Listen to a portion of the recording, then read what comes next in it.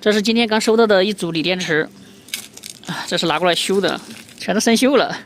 然后这个电压表直接顶出来了，拆了我都怕它盖不回去了都。这个电压表还可以亮，显示是79.5伏，但是这位朋友好像说的是不能充电。这个标签上写的是72伏45安时。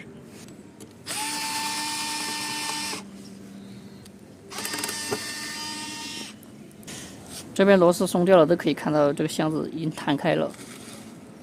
这边它这边应该是放下面的，那腐蚀就比较厉害。这两个螺丝是直接拧不开，还得想办法看怎么能把它拆下来。大家使用这些东西一定要爱护啊！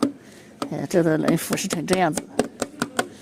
这里敲了敲，这个皮都掉了很多，掉了一地都是。这个地方也看得到哈，这是很薄的一层了，都腐蚀完了都已经。然后把这儿两个螺丝给它钻掉，直接。这边呢就已经拆掉了，这个盖子就可以拿下来了。这里面也可以看到，这个生锈就锈得很厉害。然后把电芯这部分呢拿出来，然后看一看，这个电芯呢就倒了一部分出来了，可以看到这里面呢都是水渍，生锈过的水渍。这边呢还压了一根连接线，把电芯这部分全部拿出来看一看。整个电芯这部分呢就已经拿出来了。这个地方可以看到，它已经超出原来的这个环氧板很多了，这电芯故障导致的。然后把这个采集排线拔下来，插到均衡仪上面，采集排线呢就已经连接好了。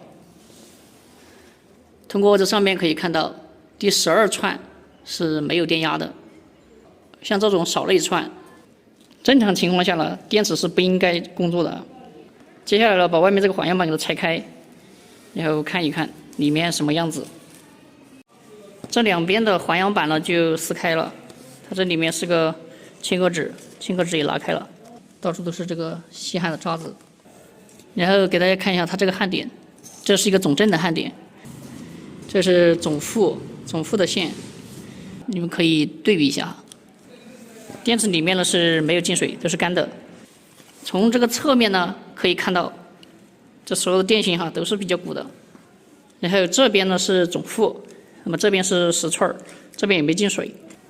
这个连接片这里可以看到快掉了，都已经快脱落了，就是拉开了。这些地方的连接片都快断了，已经明显从焊点的地方拉开了已经。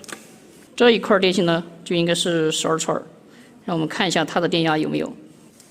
然后用万用表测一下这一串电芯，可以看到是0.836伏，也就是这一块电芯呢挂掉了。就目前看的话，这基本上所有的电芯都已经鼓了，鼓得很厉害。然后其中有一块电芯呢是完全没有电压的。然后这边的连接片呢，这个地方，还有这个地方，